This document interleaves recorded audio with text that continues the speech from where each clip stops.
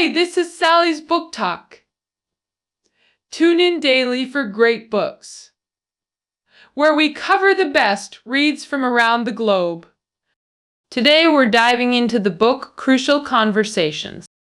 The Chinese edition of this book is about 180,000 words. I'll spend roughly 30 minutes breaking down its core ideas and teaching you how to achieve mutual understanding during high-stakes communications. When people hear crucial conversations, many automatically picture this scene. World leaders like presidents and prime ministers gathered around a huge round table, heatedly debating global affairs. The future of our world.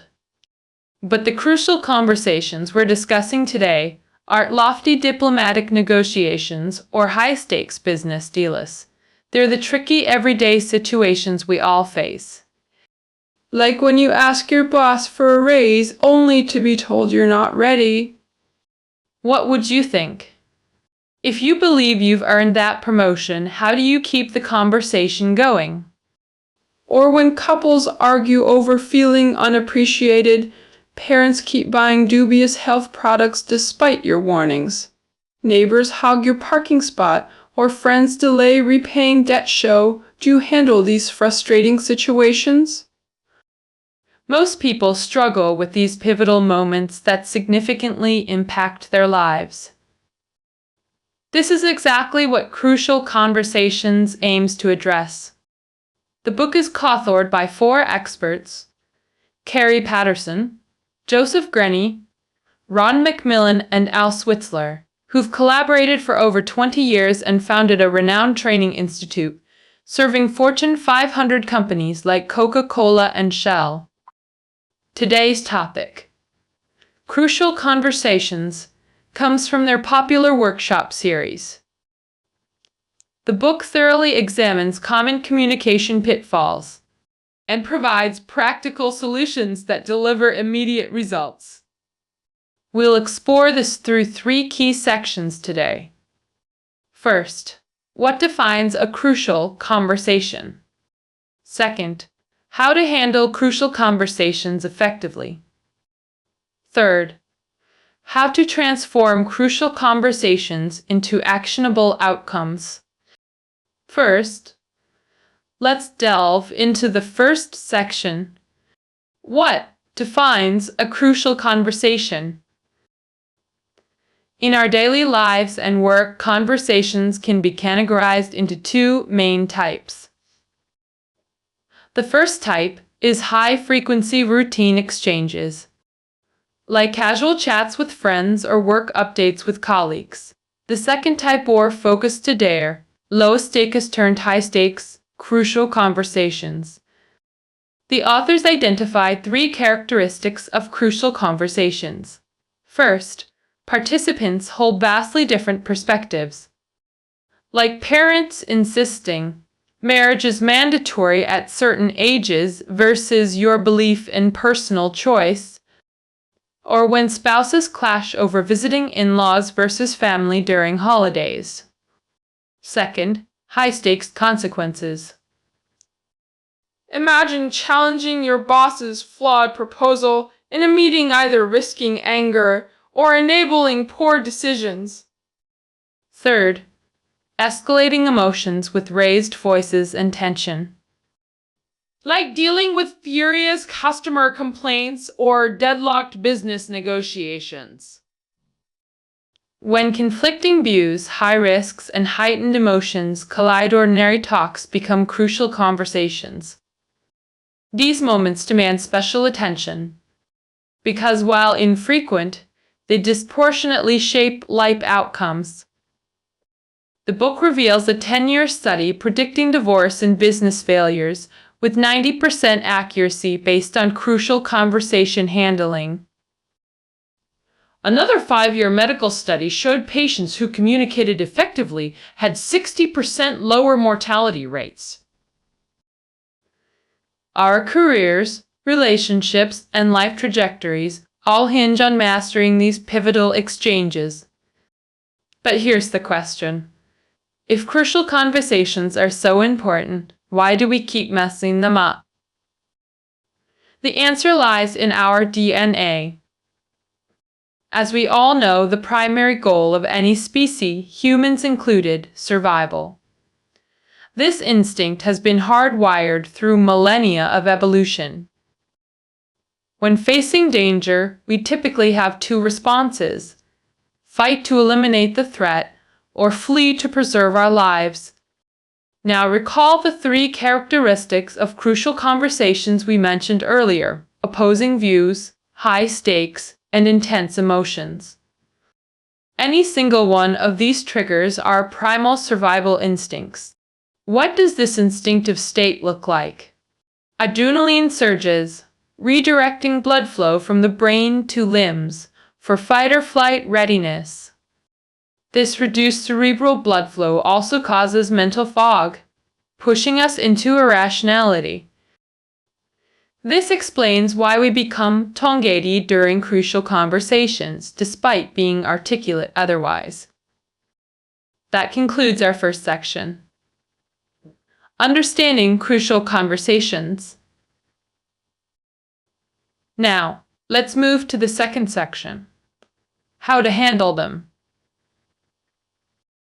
The authors studied thousands of emotionally intelligent communicators who excel in crucial conversations. These seemingly ordinary people consistently deliver persuasive arguments during pivotal moments. It's impressive, right? Better to prepare than regret. The research team decoded their communication patterns into 4 actionable strategies for effective dialogue. The 4 strategies are: avoid false choices, create safety, share facts, and understand motives. Let's start with the first method, rejecting false dichotomies.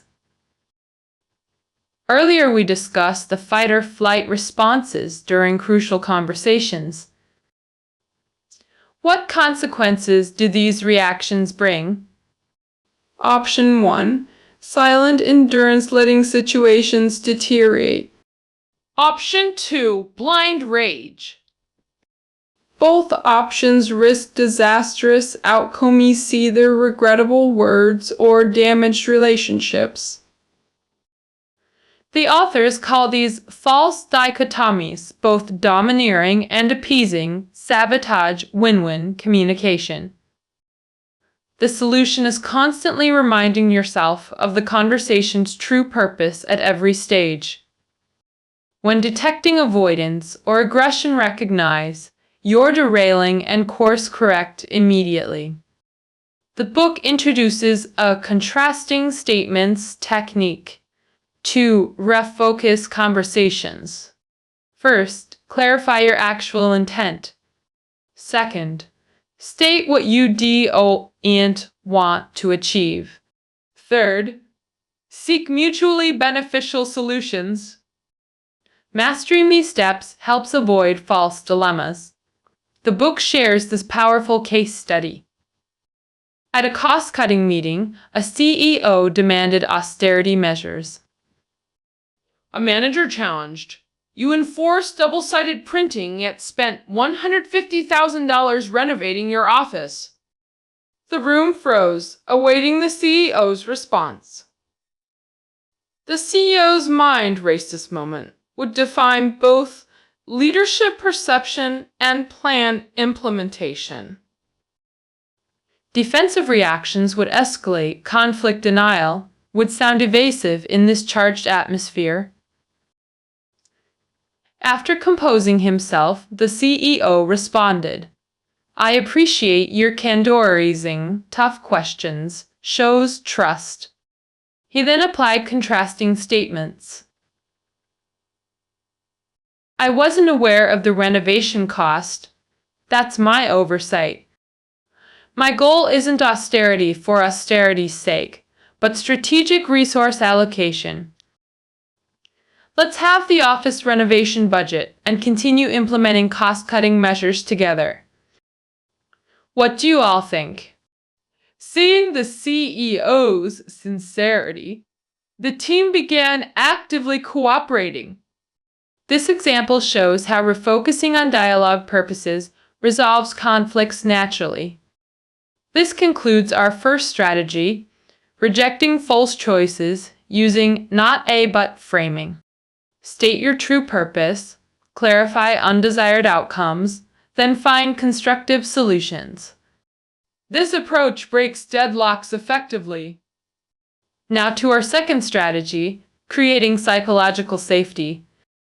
Conventional wisdom suggests overpowering others with logic, but this backfires. Author notes aggressive dominance only breeds resistance. Crucial conversations aren't won through dominance. Prioritize atmosphere before content. Why? People only speak freely in safe environments. Silence or anger signals lost safety. Shift. Focus. From content to rebuild. This skill distinguishes emotionally intelligent communicators. Most struggle with self-protection over problem solving. Reaffirm your goal.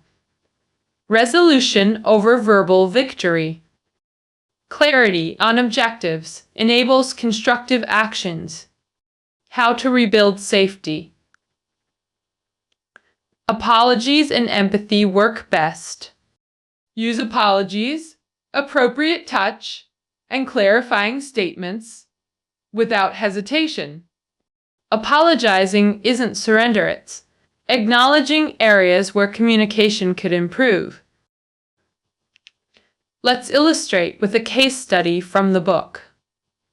A company preparing for annual inspection. A team leader rallied staff for months, working overtime to perfect details for corporate executives' visit. On inspection day, the VP blindsided the leader with a problematic proposal during transit. The rushed proposal threatened product quality and risked losing their biggest client. With limited time, the leader prioritized crisis resolution over facility tour, returning to headquarters. He successfully persuaded leadership through logical arguments. However, the canceled inspection left staff uninformed, returning to furious employees who'd worked overnight without explanation. Emotions escalated into confrontation despite apologies. The leader's defensive explanations worsened safety perceptions. Both sides felt disrespected, spiraling into counterproductive conflict. Better approach. Start with heartfelt apology, acknowledging oversight. I deeply regret not informing you. Your overnight efforts deserved recognition. Then apply contrast. I don't want you feeling undervalued. Your work is exceptional. Rebuild safety by explaining. The VP's urgent issue demanded immediate attention. Propose solution. Let's reschedule the inspection to showcase your achievements. This restores respect through vulnerability and transparency. Key lesson. Safety repairs require emotional labor before problem solving.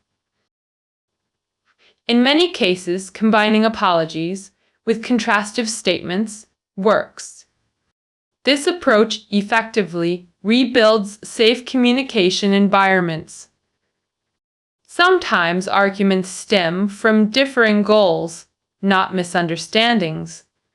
In such situations, we must innovate by establishing shared objectives to foster safety.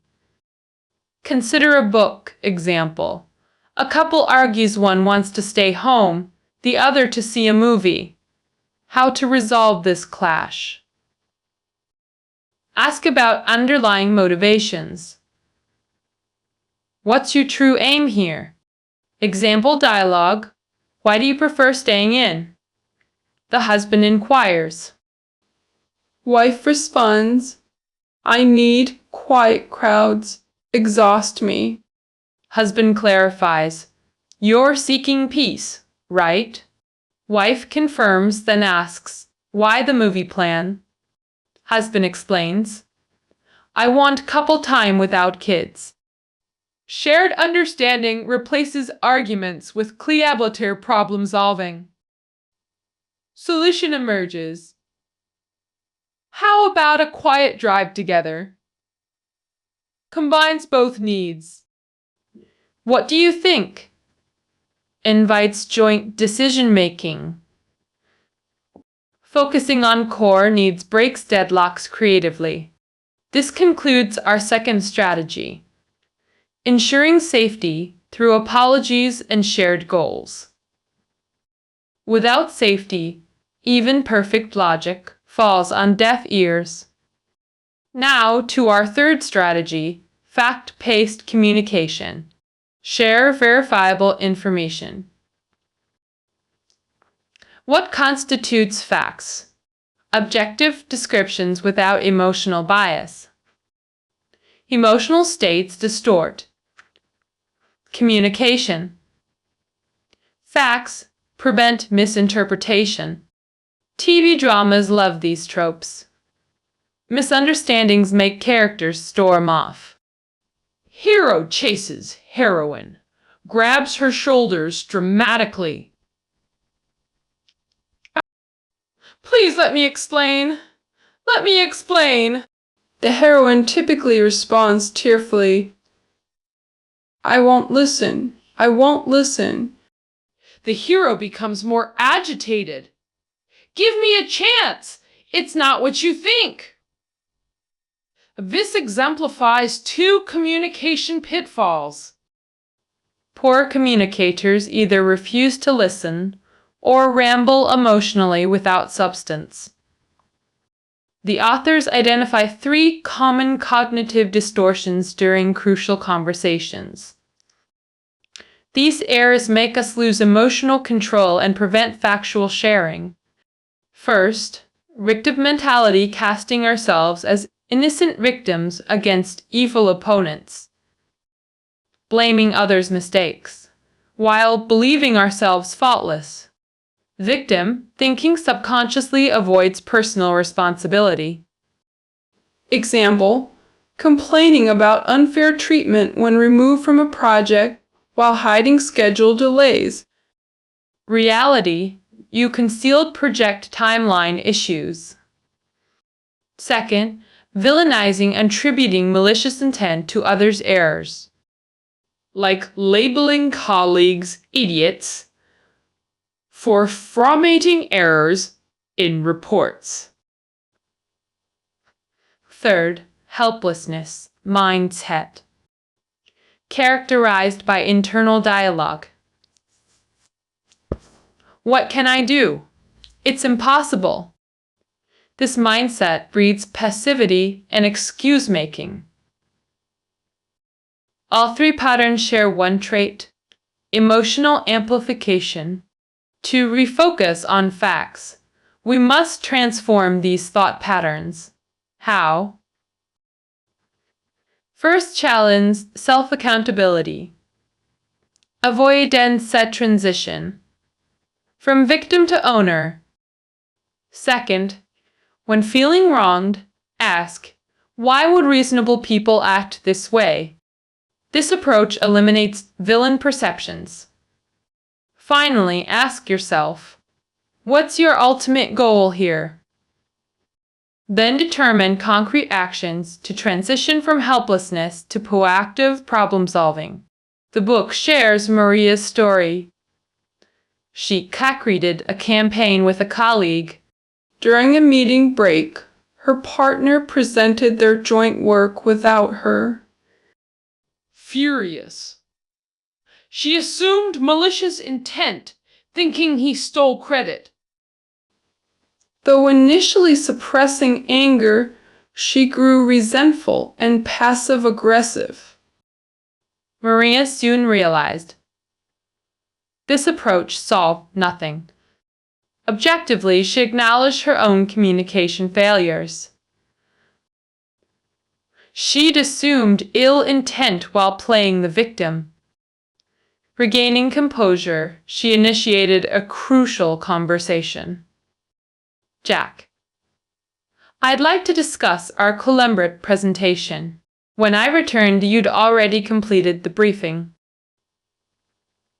Stating verifiable facts minimizes conflict. I want to understand your perspective. This isn't blame. My goal is improving our future collaboration. The colleague apologized, unaware of her feelings, promising better communication.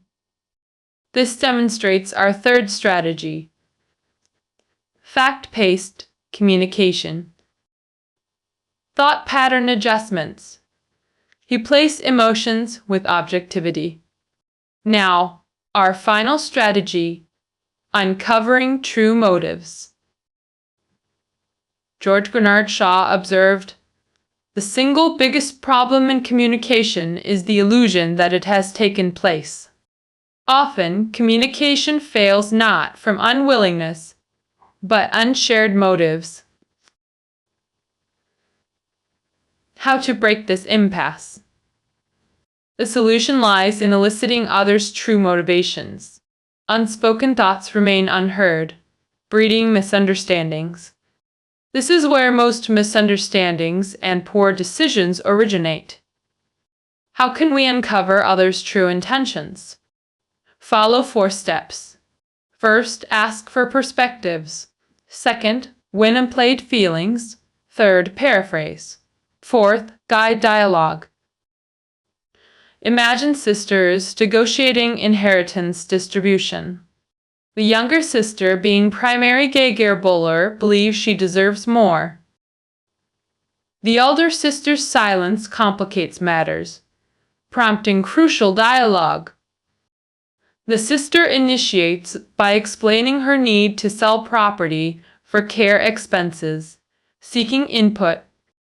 Second, address feelings. Elder sister questions, provoking comparisons. Hostility emerges, signaling communication breakdown. Third, paraphrase to validate understanding and emotions. Ask clarifying questions. Do I misunderstand your perspective? Elder sister explains her work commitments and occasional care efforts. Fourth, proactively guide resolution. Younger sister asks, "Does this feel dismissive of your contributions?" Propose using documented expenses to determine fair distribution. Gradual guidance reveals true motives. Prioritize listening and safety before guiding dialogue. That concludes part 2. Handling crucial conversations with 4 approaches. We've outlined 4 strategies. 1. Reject false dilemmas. 2. Create psychological safety. 3. Share factual information. And 4. Uncover true motives. Now, to our final section. Translating crucial conversations into actionable results. True communication requires fully open dialogue. HEFIS captures its essence. Information symmetry enables effective conversations. Multiple perspectives don't guarantee ideal outcomes, especially in group settings. Because dialogue differs from decision-making. Dialogue is the process. Decision-making is the end point. He's steady. Mary fumes after her boyfriend books a cruise without consulting her. Ruin their conversation. They previously agreed on a cruise vacation through a crucial conversation. Both openly shared preferences. Consensus reached. Cruise seemed ideal. But Mary disliked specific destinations. Her boyfriend assumed any cruise sufficed. Pre-departure conflict erupted from unclear decision boundaries. Key issue: confusing dialogue with decision-making. Sharing opinions doesn't equal decision participation. 4 decision-making approaches. 1. Command decisions suitable for clear hierarchies. Leaders. Parents make final calls in organizations, families. Company leaders don't let employees set prices. That's management's role, just as parents decide curfews. Or delegating decisions to trusted experts in high-performing teams or strong relationships.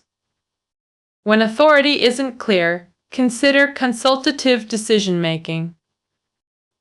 Consultative decisions require gathering input before finalizing choices. Consult experts, partners, or stakeholders for diverse perspectives. Wise leaders and couples often adopt this balanced approach. They evaluate options collectively before implementing decisions. 3rd approach: voting-based decisions. Simplest method: choose from existing alternatives. Ideal for time-sensitive teams avoiding endless debates, but ineffective if participants reject the outcome. 4th method: consensus decisions, unifying yet challenging. Requires unanimous agreement. Powerful but time-consuming. Benefits include strong team alignment when achieved. Thus reserved for high-stakes, complex issues. That concludes the book's core concepts. Recapping today's content. Crucial conversations arise from conflicting views, high stakes, and emotional intensity. 4 strategies for managing crucial dialogues. 1. Stay focused on objectives. Avoid fight traps. 2. Use facts over emotions to resolve conflicts. 3. Prioritize safety repairs when tensions escalate. 4th, when trapped in dead ends, focus on uncovering others' true motives to break through. Mastering these steps brings composure during crucial conversations. But remember, we're not done yet. Final step: make context-specific decisions. Use command decisions for clear hierarchies, consultative approaches for unified outcomes. Time constraints favor voting methods. Complex tasks require consensus. This concludes our exploration of crucial conversations. Find keynotes below the audio. Congratulations on completing another book. See you tomorrow.